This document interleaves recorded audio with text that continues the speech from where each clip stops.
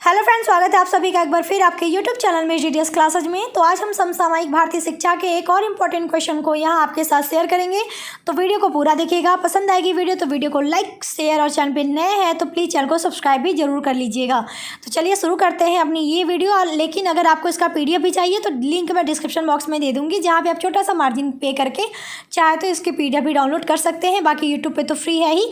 तो चलिए फिलहाल शुरू करते हैं अपनी ये वीडियो।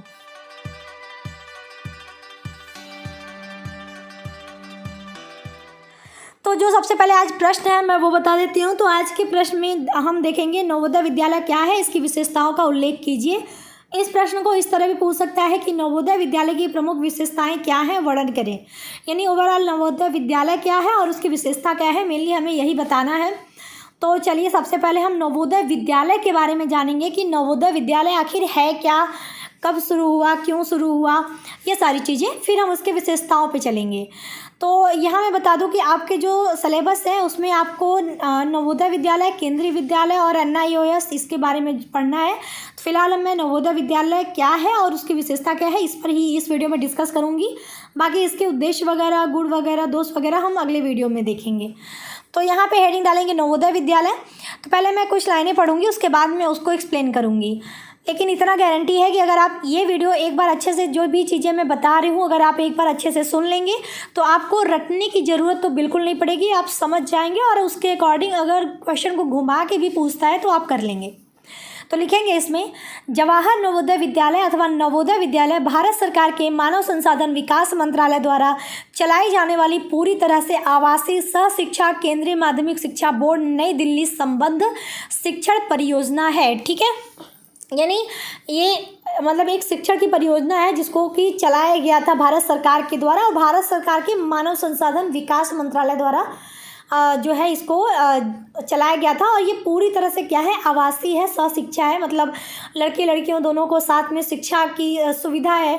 और आवासीय का मतलब यहाँ पे जो मतलब एक तरह से आप समझ लो छात्रावास वगैरह, मतलब वह हॉस्टल जो है इसकी सुविधा जो है उपलब्ध है। यानी बच्चे जो है आकर यहाँ रह के पढ़ते हैं। तो इस तरह की ये शिक्षण परियोजना है और इसे हम जवाहर नवोदय विद्यालय भी कहते हैं या फिर सीधे नवोदय विद्यालय है वो भी कहते हैं। ठीक है, तो आप समझ गए होंगे कि ये जो योजना है, ये जो विद्यालय है नवोदय विद्यालय, ये कौन चलाता है, भारत सरकार। और भारत सरकार के जो है कौन से मंत्रालय द्वारा ये जो है इसका संचालन होता है, तो ये मानव संसाधन विकास मंत्रालय जो है उसके द्वारा ये संचालित होता है, चलाया जाता है। और ये पूरी तरह कैसा होता है, आवासीय होता है, मतलब हॉस्टल की सुविधा होती है, यानी बच्चे रह के पढ़ते हैं और सह शिक्षा की सुविधा होती है। और इसका जो बोर्ड है वो क्या है, केंद्रीय माध्यमिक शिक्षा बोर्ड नई दिल्ली, यानी उससे ये संबंधित होता है। तो ये क्या है, ये आप जब समझ गए होंगे कि ये कौन चलाता है और ये किस तरह का है। अभी हम आगे देखेंगे कि ये कब आया, क्यों शुरू हुआ, ये सारी चीज़ें। तो आगे हम लिखेंगे कि राष्ट्रीय शिक्षा नीति यानी NEP नेशनल एजुकेशन पॉलिसी 1986 के अंतर्गत ऐसे आवासीय विद्यालयों की परिकल्पना की गई जिन्हें जवाहर नवोदय विद्यालय का नाम दिया गया, जो सर्वश्रेष्ठ ग्रामीण प्रतिभाओं को आगे लाने में यथासंभव प्रयास करेंगे। अब ये इसकी शुरुआत कहाँ से हुई, हम उस चीज़ को यहाँ पे समझेंगे। ठीक है, तो देखिए पहले मैं थोड़ा सा एक्सप्लेन कर देती हूँ नवोदय विद्यालय के बारे में। हुआ क्या कि जो हमारी राष्ट्रीय शिक्षा नीति 1986 था, 1986 के अंतर्गत हम जो है इस तरह के आवासीय विद्यालय, यानी जो आवासीय का मतलब बच्चे खुद जो है हॉस्टल की सुविधा हो, बच्चे वहाँ रह के पढ़ें, इस तरह के विद्यालय की एक परिकल्पना 1986 का जो हमारा राष्ट्रीय शिक्षा जो नीति थी उसके अंतर्गत इस चीज़ की परिकल्पना की गई। और इसी को ही नवोदय विद्यालय यानी जवाहर नवोदय विद्यालय का जो है नाम दिया गया था। और ये जो है इसको मतलब शुरू करने का, इस परिकल्पना को लागू करने के लिए या फिर इसको बनाने का क्या रीज़न था, तो ये मेनली जो ग्रामीण प्रतिभावान बच्चे हैं उनको ध्यान में रखकर उनको आगे लाने के लिए इस तरह का प्रयास किया गया था। मोस्टली होता क्या था कि जब उस टाइम देखें, अगर हम उस 80s 90s के दौर जो था, 80s जो था या 90s जो था, उस दौर में देखें तो एजुकेशन काफ़ी पीछे था, ख़ास तौर से ग्रामीण क्षेत्रों की। तो 1986 की जो नीति आई थी इसमें ये हुआ कि ग्रामीण क्षेत्रों में जो बच्चे हैं, जो ऐसे बच्चे हैं, कुछ बच्चे जो कि प्रतिभाशाली हैं, मतलब जिनके पास हुनर है लेकिन उनके पास सुविधाएं नहीं है कि वो एजुकेशन ले सके, क्योंकि पेरेंट्स इतने सक्षम नहीं हैं आर्थिक रूप से वो इतने मजबूत नहीं है, तो किसी न किसी वजह से इस तरह के जो प्रतिभावान बच्चे हैं उनकी प्रतिभा सरकार को नहीं मिल पा रही थी, मतलब उसका फ़ायदा जो है देश को नहीं मिल पा रहा था। और कोई भी गवर्नमेंट ये नहीं चाहती कि हमारे देश की हमारे देश में अगर प्रतिभावान बच्चे हैं तो उनकी प्रतिभा को नज़रअंदाज कर दिया जाए, ठीक है। तो मोस्टली ये जो नवोदय विद्यालय का कॉन्सेप्ट है ये उसी चीज़ को ध्यान में रख के ही बनाया गया था। आगे मैंने जो अभी चीज़ें बताई वो आगे मैंने लिखा है, लेकिन फ़िलहाल मैं बता रही हूँ कि इसकी परिकल्पना 1986 में क्यों हुई थी। तो ग्रामीण क्षेत्र के जो कुछ प्रतिभावान बच्चे हैं वो आगे आएँ, वो अपनी प्रतिभा को निखार पाएँ, अच्छा एजुकेशन ले पाएँ। जो समान वर्ग के बच्चे हैं जो कि जिनके पास सुविधाएं हैं वो उनके साथ बिल्कुल मतलब एक कंधे से कंधा मिलाकर आगे बढ़ें। ये सारी सुविधाएं बच्चे ले पाएँ। ग्रामीण प्रतिभावान जो बच्चे हैं, जो मतलब जिनके पास आर्थिक तरह सुविधाएं नहीं है, जिनके पास अच्छी सुविधाएं नहीं है शिक्षा की, वो इस तरह की शिक्षा ले पाए, उनको ही ध्यान में रखकर इस तरह के विद्यालय को खोलने की परिकल्पना 1986 की जो राष्ट्रीय शिक्षा नीति आई थी उसके अंतर्गत किया गया था। फिर आगे इसे लिखा गया, अतः स्पष्ट है कि राष्ट्रीय शिक्षा नीति 1986 में यह निर्णय लिया गया कि देश के भिन्न भिन्न राज्यों में ऐसे विद्यालय स्थापित किए जाएं जिसके अंतर्गत नवीन प्रयासों एवं खोजों के लिए सामाजिक, आर्थिक या अन्य किसी कारणों से शिक्षा से वंचित प्रतिभाशाली बच्चों को उचित अवसर प्राप्त हो सके। यानी वही जैसे अभी मैंने बताया कि कोई भी अगर प्रतिभाशाली बच्चा है जो किसी भी कारणवश शिक्षा से वंचित हो रहा है, चाहे वो सामाजिक कारण हो, आर्थिक कारण हो या फिर किसी अन्य कारण से, अगर वो प्रतिभाशाली बच्चा है तो अगर उसे मतलब वो शिक्षा को नहीं ले पा रहा है, उसको शिक्षा लेने का अवसर नहीं मिल रहा है, तो उनको मिल पाए ये अवसर शिक्षा लेने का। इसीलिए जो है ये डिसीजन जो है हमारी राष्ट्रीय शिक्षा नीति में लाया गया था। और ये राष्ट्रीय शिक्षा नीति आई थी इसमें यही डिसीजन लिया गया, यही निर्णय लिया गया कि देश के जितने भी मतलब अलग अलग राज्य हैं, हर राज्य में जो है मतलब भिन्न भिन्न राज्यों में जो है इस तरह के जो विद्यालय हैं उसको स्थापित करें, ताकि जो मतलब इसके अंतर्गत क्या हो कि नवीन प्रयास और खोजों के लिए जो भी प्रतिभाशाली बच्चे हैं जो किसी कारणवश शिक्षा से वंचित रह जा रहे हैं उनको इस तरह की सुविधाएं मिल पाए ताकि वो भी प्रगति कर पाए। आगे है नवोदय विद्यालय में कक्षा 6 से 12 तक की पढ़ाई की व्यवस्था है। तो नवोदय विद्यालय में जो क्लास है वो क्लास 6 to 12 के लिए ही है। अब थोड़ा सा ये क्यों आया, किसके शासन में आया, किस तरह से डिसीजन लिया गया, अभी मैंने कुछ चीज़ें बताई वो इसमें मैंने लिखा भी है, बाकी जो चीज़ें नहीं लिखी हैं उसको भी चलिए मैं एक्सप्लेन कर दूंगी। तो फिलहाल मैं पढ़ देती हूँ। तो हमारे देश में धनी वर्ग के व्यक्ति अपने बच्चों की उत्तम शिक्षा की व्यवस्था कर लेते थे, परंतु पिछड़े व गरीब वर्ग के व्यक्ति ऐसा नहीं कर पाते थे। परिणाम स्वरूप इस वर्ग के प्रतिभाशाली बच्चे आगे नहीं बढ़ पाते थे और देश इनकी प्रगति के लाभ से वंचित रहता था। इस तथ्य पर सर्वप्रथम ध्यान 1982 में तत्कालीन प्रधानमंत्री श्री राजीव गांधी जी का ध्यान गया। उन्होंने शिक्षाविदों से इस समस्या के समाधान हेतु सुझाव बताने को कहा और इन सुझावों के आधार पर राष्ट्रीय शिक्षा नीति 1986 में नवोदय विद्यालय की स्थापना की घोषणा की गई। अब इसको हम चलिए पूरा समझते हैं। अभी मैंने कुछ चीज़ें बताई ना कि सामान्य वर्ग यानी जो अच्छे मतलब एक कह सकते हैं जो पैसे वाले वर्ग थे, जो धनी वर्ग के लोग कह लीजिए, धनी वर्ग के लोग क्या करते थे कि उनके पास पैसा होता था तो वो अपने बच्चों को अच्छी शिक्षा प्रोवाइड करा पाते थे, उसकी व्यवस्था वो कर लेते थे कि मेरे बच्चे को अच्छी शिक्षा मिल जाए। लेकिन जो पिछड़े वर्ग के लोग थे, जो गरीब वर्ग के व्यक्ति थे, वो ऐसा नहीं कर पाते थे क्योंकि उनके पास इतना पैसा नहीं होता था कि वो अपने घर को चला भी पाएँ और उसके साथ साथ अपने बच्चों की पढ़ाई पर भी पैसे वो लगा पाए। तो होता क्या था कि ऐसे बच्चे जो है वो शिक्षा से कहीं ना कहीं वंचित रह जाते थे क्योंकि इतने पेरेंट्स उनको शिक्षा प्रदान करने के लिए इतने पैसे वो उनके पास नहीं थे कि वो बच्चों की पढ़ाई करा पाए। तो परिणाम स्वरूप यानी फलस्वरूप क्या हुआ कि जो ये पिछड़े और गरीब वर्ग के लोग हैं, इनके जो प्रतिभाशाली बच्चे थे वो भी कहीं ना कहीं शिक्षा से वंचित रह जाते थे। यानी कुछ होते ना कि ये बहुत मतलब इसको वाकई में पढ़ना चाहिए, हम कहते हैं ना कि इसको ज़रूर पढ़ाइएगा आगे, ये बहुत अच्छा करेगा। तो वही है कि इस वर्ग में भी कुछ प्रतिभाशाली बच्चे थे जो कि आगे नहीं पढ़ पाते थे। और जब इस तरह के बच्चे नहीं पढ़ते हैं ना तो उससे ऐसा नहीं कि उस बच्चों का नुकसान हुआ, उससे हमारे देश का भी नुकसान होता है क्योंकि उनकी प्रतिभा कहीं ना कहीं देश को आगे ले जाने में भी काम करती है। लेकिन जब वो बच्चे पढ़ाई नहीं कर पाते थे तो देश भी उनके लाभ से जो है वंचित रह जाता था। जब वही बच्चे नहीं पढ़ेंगे तो उनकी प्रतिभा कहाँ जो है निखर के सामने आएगी और वो देश को आगे बढ़ाने में उसका उपयोग कर पाएंगे, नहीं कर पाएंगे ना। तो देश का भी घाटा था ऐसे बच्चों को ना पढ़ाने पर। तो हुआ क्या कि ये जो चीज़ें चल रही थी इस पर जो है उस समय के जो प्रधानमंत्री श्री राजीव गांधी जी थे उनका ध्यान गया। उन्होंने इस चीज़ को जो है एनालिसिस किया, देखा, जाना, समझा और फिर उन्होंने जो शिक्षाविद थे यानी जो शिक्षा के विद्वान थे उनसे उन्होंने इस समस्या को उनके समक्ष रखा और उनसे समाधान के लिए सुझाव भी बताने को कहा कि आप लोग क्या उपाय करते हैं कि क्या होना चाहिए, क्या नहीं होना चाहिए, किस तरह से हम इन बच्चों को लाभ दे पाएँ, इनकी शिक्षा को आगे बढ़ा पाएँ।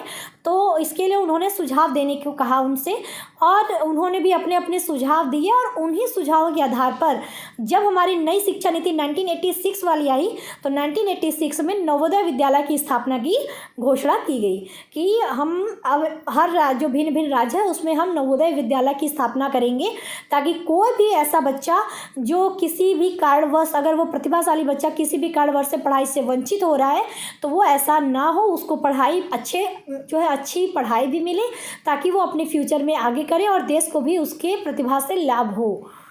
तो ये कॉन्सेप्ट था हमारे नवोदय विद्यालय का। तो आई थिंक कि अब आप समझ गए होंगे और अगर आप नहीं भी पढ़े होंगे, नहीं भी ध्यान देंगे, नहीं भी रटे होंगे ना, फिर भी आपके माइंड में अगर ये कॉन्सेप्ट है तो आप इस चीज़ को समझ के अपनी भाषा में भी इसको लिख सकते हैं। तो आई होप कि आपको समझ में आया हो। बाकी कमेंट बॉक्स ओपन है, आप कमेंट करके बताइएगा, समझ में आया हो तब भी बताइएगा, नहीं आया हो तब भी बताइएगा, ठीक है। तो ये आपने देख लिया नवोदय विद्यालय। अब हम इसकी विशेषताओं को देखेंगे। नवोदय विद्यालय की विशेषताएं आप हेडिंग डाल लीजिएगा। अब हम नवोदय विद्यालय की प्रमुख विशेषताएं निम्नलिखित हैं। वैसे नवोदय विद्यालय काफ़ी अच्छा काम करता है लेकिन उसके जो मुख्य विशेषताएं हैं हम उसको यहाँ पे डिस्कस करेंगे। तो पहला है शैक्षिक अवसरों की समानता। तो साधन विहीन, निर्धन एवं तीव्र बुद्धि वाले बच्चों को रहने, खाने, व्यक्तित्व का विकास करने एवं शिक्षा की उच्चतम सुविधाएं प्रदान करना इस विद्यालय की प्रमुख विशेषता है। इन विद्यालयों में ये सभी सुविधाएं निःशुल्क देकर बालकों को संपन्न वर्ग के बालकों के समान आगे बढ़ने का अवसर प्रदान किया जाता है। यानी इसकी विशेषता ये है कि ये शैक्षिक अवसरों की समानता प्रदान करता है बच्चों को। अगर धनी वर्ग का बच्चा है तो जिस तरह से संपन्न वर्ग, धनी वर्ग के बच्चे शिक्षा ग्रहण कर पाते हैं और अच्छी शिक्षा ले पाते हैं, शिक्षा की उच्चतम सुविधाएं ले पाते हैं, उसी प्रकार जो किसी भी साधन विहीन चाहे सामाजिक हो चाहे आर्थिक हो, यानी किसी भी कारणवश अगर कोई इस तरह का बच्चा जो है प्रतिभाशाली बच्चा जो है अगर शिक्षा से वंचित रह रहा है तो ऐसे बच्चों को इन्हीं संपन्न वर्ग के बच्चों के समान ही जो है आगे बढ़ने का अवसर देना इसकी एक प्रमुख विशेषताओं में से एक है। तो वही चीज़ यहाँ पे लिखा है कि ये क्या करता है, जो इस तरह के बच्चे होते हैं, इस तरह के जो प्रतिभाशाली बच्चे होते हैं उनको रहने खाने की सुविधा भी देता है, उनको व्यक्तित्व का विकास करने की भी सुविधाएं प्रदान करता है इस नवोदय विद्यालय, और उनको शिक्षा की उच्चतम सुविधाएं यानी शिक्षा के अंतर्गत अगर जितनी भी अच्छी सुविधाएं हैं उसको भी प्रदान करने की पूरी कोशिश जो है, पूरी सुविधा जो है ये नवोदय विद्यालय उन्हें प्रदान करता है।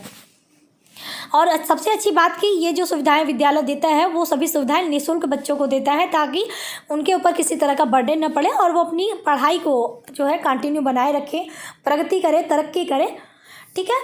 तो शैक्षिक अवसरों की समानता इसकी एक प्रमुख विशेषता है। चाहे तो देखिए आप इसको उद्देश्य में भी लिख सकते हैं कि उद्देश्य अगर आता है, मैं उद्देश्य के लिए अलग से वीडियो बनाऊंगी जरूर, लेकिन एक उद्देश्य अगर आपसे पूछता है तो आप ये टॉपिक उद्देश्य में भी लिख सकते हैं कि शैक्षिक अवसरों की समानता प्रदान करना ये एक उद्देश्य है। तो इसको आप उद्देश्य में भी कन्वर्ट कर सकते हैं क्योंकि उद्देश्य जो है वही इसकी विशेषताएं भी है। तो दूसरा है राष्ट्रीय एकता व सद्भावना का विकास। तो नवोदय विद्यालय जाति, धर्म, लिंग व आर्थिक स्थिति पर ध्यान दिए बिना योग्यता के आधार पर बच्चों को प्रवेश देता है जिससे राष्ट्रीय एकता व सद्भावना का विकास होता है। यानी नवोदय विद्यालय की खासियत ये है कि किसी जाति के ऊपर डिपेंड नहीं होता कि नहीं इस जाति के बच्चों को एडमिशन देंगे, इस धर्म के बच्चों को देंगे, या फिर केवल लड़के पढ़ेंगे या फिर केवल लड़कियाँ पढ़ेंगी, ये भी नहीं। इस यानी लिंग पर भी वो बेस्ड नहीं होता, और आर्थिक स्थिति पर कि नहीं तुम मुझसे ज़्यादा गरीब हो, नहीं तुम मुझसे थोड़े से ज़्यादा अमीर हो, तो आर्थिक स्थिति इस पर भी वो ध्यान नहीं देता। मतलब किसी भी तरह का भेदभाव नवोदय विद्यालय नहीं करता है। वो केवल क्या देखता है, बच्चों की योग्यता क्या है, बच्चा कितना सक्षम है, कितना काबिल है, तो उसकी योग्यता के आधार पर जो है बच्चों को ये प्रवेश देता है। और उससे क्या होता है कि जब योग्यता के आधार पर बच्चे पढ़ने आते हैं तो उससे राष्ट्रीय एकता, क्योंकि बच्चों में जब किसी भी तरह का भेदभाव नहीं होता ना, किसी जाति, धर्म, लिंग या फिर आर्थिक स्थिति पर, यानी इन सब चीज़ों पे जब आप डिपेंड नहीं करता तो बच्चे के अंदर क्या होता है, वो जब साथ में पढ़ते हैं तो उनके अंदर एक राष्ट्रीय एकता की भावना आती है, सद्भावना की भावना आती है कि आप मेरे साथ अच्छे हैं, मैं आपके साथ हमेशा अच्छा बर्ताव करूँगा, आदर करूँगा, सबके साथ दोस्ती करूँगा। मतलब एक अच्छी वाली फीलिंग बच्चों के अंदर डेवलप होती है और उनमें एकजुटता आती है, क्योंकि उनमें किसी भी तरह का भेदभाव नहीं होता है। उनका केवल एक मोटो रहता है कि योग्यता जो है सबकी अच्छी होनी चाहिए, सभी बच्चे योग्य होने चाहिए, काबिल होने चाहिए, दैट्स इट। तीसरा हमारा है त्रिभाषा सूत्र। तो नवोदय विद्यालय में त्रिभाषा के आधार पर बच्चों को 3 भाषाएं पढ़ाई जाती हैं, जो भाषा विवाद के अंत में सहायक है। नवोदय विद्यालयों में त्रिभाषा सूत्र अर्थात क्षेत्रीय भाषा हिंदी, अंग्रेजी के शिक्षण का पालन किया जाता है। यानी त्रिभाषा के, देखिए त्रिभाषा सूत्र पे जो है काफ़ी विवाद, बहुत लंबे समय से विवाद चला और पूरी तरह से ये सफल भी नहीं कहा जा सकता, लेकिन नवोदय विद्यालय ने इस चीज़ को कंटिन्यू रखा और उन्होंने त्रिभाषा सूत्र का पालन किया, अभी भी कर रहे हैं। और उसमें उन्होंने 3 भाषाओं को जो है 3 भाषाओं के माध्यम से पढ़ाई को आगे बढ़ाने का जो है प्रोसेस उसको जो है कंटिन्यू रखा। और वो 3 भाषाएं क्या क्या थी, वो एक भाषा आपकी हिंदी है, एक भाषा आपकी इंग्लिश है जो कि कॉमन है, बाकी एक जो 3rd भाषा है वो आपकी क्षेत्रीय भाषा है। मतलब क्षेत्रीय भाषा का मतलब कि जिस आप लोकेलिटी में रहते हैं, जहाँ पे आप रहते हैं, वहाँ की जो बेसिक लैंग्वेज है, वहाँ की जो मेन लैंग्वेज है या मातृभाषा है या क्षेत्रीय भाषा है, उसका उपयोग किया जाता है। जैसे अगर आप केरल में हैं तो केरला, अगर आप राजस्थान में हैं या फिर गुजरात में हैं तो जैसे गुजरात में है तो गुजराती, पंजाब में है तो पंजाबी। तो इस तरह की, मतलब जहाँ पे जो बेसिक लैंग्वेज, जो क्षेत्रीय लैंग्वेज है, उसका यूज किया जाता है। तो त्रिभाषा सूत्र का इसमें जो है पालन किया जाता है।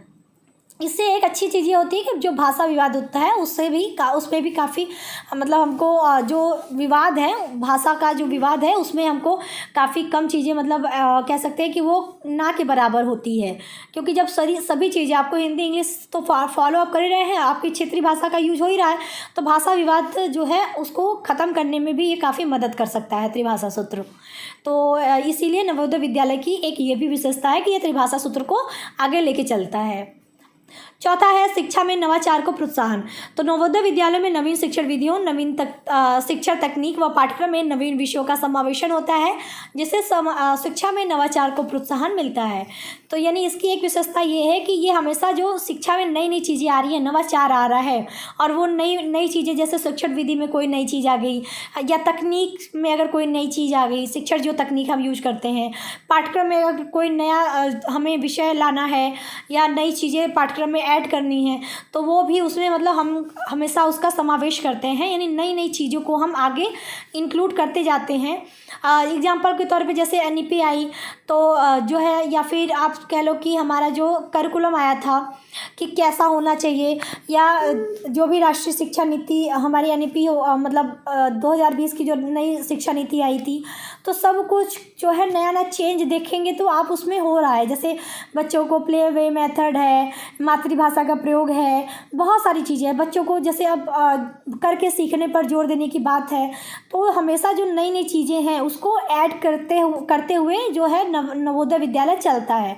केंद्रीय विद्यालय हो, नवोदय विद्यालय हो, ये हमेशा जो है नई नई चीज़ें शिक्षा के क्षेत्र में आती हैं, उसको ये क्या करते हैं, अपने अंदर उसको समावेश करते रहते हैं और शिक्षा में नवाचार को हमेशा प्रोत्साहित करते रहते हैं और उसको आगे भी बढ़ाने का काम करते हैं। तो ये भी इसके एक अच्छी विशेषता है। 5वां है प्राचीन संस्कृति व वैज्ञानिकता का समन्वय। तो ये विद्यालय भारतीय संस्कृति के आदर्शों के प्रति लगाव उत्पन्न करते हैं, साथ ही साथ विद्यार्थियों के दृष्टिकोण को वैज्ञानिक व आधुनिक बनाते हैं। मतलब इस विद्यालय की एक मतलब अच्छी विशेषता ये भी कही जा सकती है कि ये जो विद्यालय होते हैं वो अपनी भारतीय संस्कृति के जो आदर्श हैं उससे इनका काफ़ी जो जुड़ाव होता है। ये बच्चों को उन्हीं आदर्शों पर चलने की मतलब चलने को प्रोत्साहित भी करते हैं। उन्हें अच्छी चीज़ें, हमारी संस्कृति की अच्छी चीज़ें हैं, वो बच्चों को पहुंचाने का भी काम करते हैं। यानी ओवरऑल ये भारतीय संस्कृति को आगे बढ़ाने का भी कार्य करते हैं। और उसके अलावा ऐसा नहीं कि केवल संस्कृति को आगे बढ़ाने के चक्कर में आप आधुनिकता से दूर हो जा रहे हैं, ऐसा भी नहीं। अगर वो आप नोटिस करेंगे तो वो जो भी हमारे इस टाइम विद्यार्थी जो होते हैं, जो अब मतलब फ़िलहाल में प्रेजेंट टाइम में जो हमारी एक वैज्ञानिक दृष्टिकोण हमारा जो होता है, जो आधुनिक चीज़ें होती हैं, वो उसको भी साथ में लेके चलते हैं। यानी ये समाविष्ट होता है, समन्वय होता है संस्कृति और वैज्ञानिकता का। बच्चों को अपने संस्कृति के जो आदर्श है उसके प्रति बच्चों में लगाव भी उत्पन्न करते हैं, और बच्चा जो है आधुनिकता से पीछे न रह जाए। वैज्ञानिक दृष्टिकोण इसीलिए उनमें, वैज्ञानिक जो दृष्टिकोण है उसको भी बच्चों में उत्पन्न करते हैं, ताकि बच्चा समय के साथ कदम से कदम मिलाकर चले भी, आदर्शों को ना छोड़े लेकिन कदम से कदम मिलाकर भी चले। छठा पॉइंट है परीक्षा द्वारा चयन। तो नवोदय विद्यालय अपने विद्यार्थियों को एक योग्यता परीक्षा के आधार पर चुनते हैं, जिसे जवाहर नवोदय विद्यालय चयन परीक्षा कहा जाता है। इसका आयोजन केंद्रीय माध्यमिक शिक्षा बोर्ड द्वारा किया जाता है। यानी इसकी जो विशेषता एक ये भी है कि जो परीक्षा का चयन है वो किसी चीज़ पर बेस्ड, मतलब ऐसा नहीं कह सकते कि नहीं तुम पैसे वाले हो इसलिए तुम्हारा चयन हो गया, या फिर तुम इस धर्म को इसलिए चयन हो गया, ऐसा कुछ नहीं है। इनका जो चयन होता है वो सिंपली एक योग्यता परीक्षा के आधार पे होता है, जिसमें किसी भी तरह का भेदभाव नहीं होता। अगर आप उस योग्य हैं तो आपका चयन हो जाएगा। और इसका जो चयन परीक्षा जो है, इसका आयोजन हमारी केंद्रीय माध्यमिक शिक्षा बोर्ड जो है वो करता है। पहले NCERT करता था, लेकिन अभी फ़िलहाल में जो है इसका आयोजन केंद्रीय माध्यमिक शिक्षा बोर्ड द्वारा किया जाता है। तो इत्यादि मैंने लिख दिया है, क्योंकि 6 पॉइंट मुझे लगता है इनफ है, इससे ज़्यादा लिखने की कोई खास ज़रूरत नहीं है। तो ये था आज का कंप्लीट वीडियो। बाकी और भी वीडियो आती रहेंगी, तो तब तक के लिए बाय बाय, मिलते हैं नेक्स्ट वीडियो में। तब तक आप लोग अपना ख्याल रखें। टेक केयर, बाय बाय, जय हिंद।